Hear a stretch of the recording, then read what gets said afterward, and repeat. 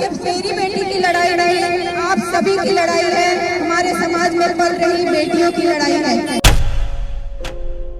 सारे पॉलिटिशियन बस यहाँ नहीं, हम आपके साथ हैं, आपकी बेटी के साथ जरूर न्याय होगा। और न्याय का मतलब क्या यही होता है कि 4 महीने बाद वो अपराधी को छोड़ दिया जाए। पीड़ित परिवार घुट घुट कर जीता है, पूरे अरमान खत्म हो जाते हैं बेटियों के साथ, घर की रौनक चले जाती है, हम लोग जीना दुश्वार हो जाता है, हर कदम कुड़ कुड़ कर जीते हैं। जो पीछे उसके छूट जाता है वो भाई बहन माँ बाप, उनका जीना दुश्वार हो जाता है। उस लड़की के साथ, उस लड़के ने मेरे दोनों बच्चे का जीवन, एक को तो ले ही लिया, दूसरा बच्चा भी मेरा कुड़ कुड़ कर जीता है। किस तरह वो दर्द को लेकर जी रहा है वो हम ही लोग जानते हैं। हम और माँ बाप तो मतलब पूरा अपना जीवन ही खराब हो जाता है माँ बाप का। और ऐसे अपराधियों को कोई समझने के लिए तैयार नहीं है।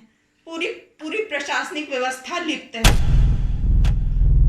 पैसे के दम पे सब कुछ हो जा रहा है, मतलब अपराधियों के फेवर में ही सब कुछ पैसे के दम पर हो जाता है। 13 जून की घटना है। बेटी ट्यूशन जा रही थी, ईशांत नामक लड़का रास्ते में रोककर उसको सिर पर कुदाल मारकर उसको गिरा दिया था और उसके बाद उसको घसीटते हुए एक 150 फीट करीब घसीटते हुए ले जाकर एक बाउंड्री वाल के पीछे उसको बेहोश हालत में उसको छिपा दिया था। बच्ची वहाँ तड़पते रहती है और 2 दिन बाद अंततः वो दम तोड़ देती है।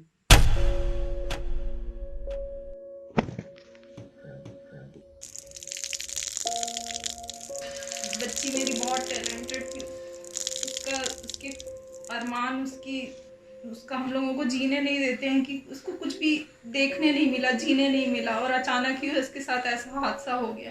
और अकारण ही, कोई वजह नहीं, उसको ज़बरदस्ती उसका पीछा करना, किसी लड़की का पीछा करना और उसके ना इग्नोर करने मात्र में क्या उसे मार देना, ये मतलब ये अपने आप में घिनौना अपराध है और प्रश्न चिन्ह है हमारे समाज के लिए जो ऐसे अपराधी को स्वीकार करते हैं।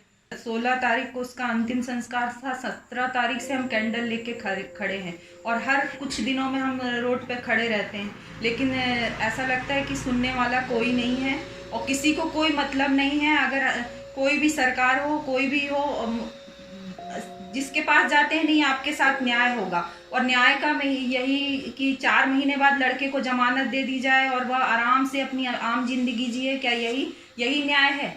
यही हमको एक जवाब मिलता है कि न्याय मिलेगा। और हर जगह हम धरना प्रदर्शन शुरू से करते आ रहे हैं और किसी प्रशासन के कानों में जू भी नहीं रेंग रही है।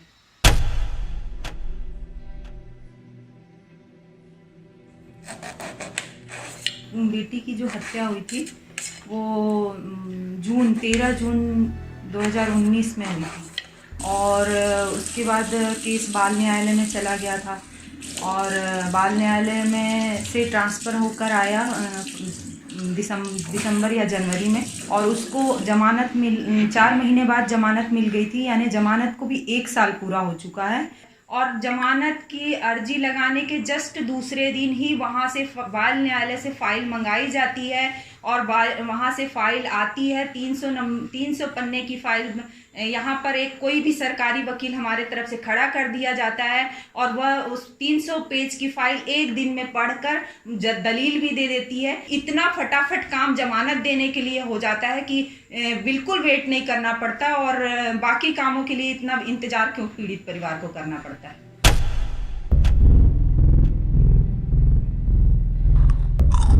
और रही बात बेटियों को निकलना, क्यों बेटियों की ही स्वतंत्रता क्यों बंद की जाए?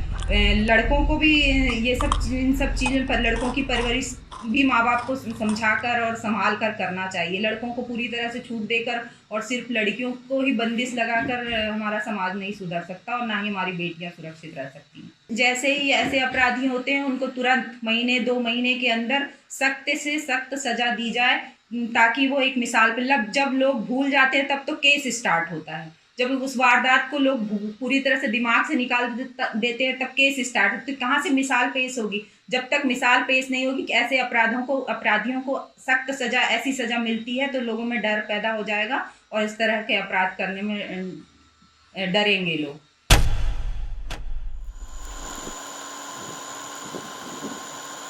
18 साल का लड़का और सिर्फ इतनी सी मानसिकता पट नहीं रही है इसलिए मार डालो, तो ये तो बहुत बड़ा जघन्य अपराध किया है। बिन मतलब लड़की को पता ही नहीं चला कि ये क्यों मार रहा है, सिर्फ मेरा इग्नोर करना के कारण मैं मर जाऊंगी, ये तो कोई लड़की सोच ही नहीं सकती है। इतना वो इरादतन पूरा हथियार लेके आया था, एक बैग एक्स्ट्रा अपना लेके आया था, एक लेडीज एप्रॉन पहना हुआ था। मतलब जो भी उसको जानते हैं, इसीलिए लोग आज इतने परेशान उसके नाम से होते हैं। मतलब लोगों को विश्वास नहीं होता कि इस लड़की के साथ ऐसा हो गया तो फिर बेटियां कहाँ से सुरक्षित हैं, यही सब कोई बोलते हैं।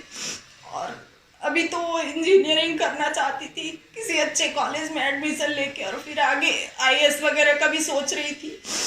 और उसका एक फॉरेन जाने का भी एक सपना था, क्योंकि उसका भाई एक फॉरेन में है, तो वो वहाँ पर मैराथन दौड़ते हैं और ये यहाँ पर दौड़ती थी। तो दोनों का प्लान था कि तुम ग्रेजुएशन कर लो फिर इधर आना और अपन साथ में मैराथन दौड़ेंगे।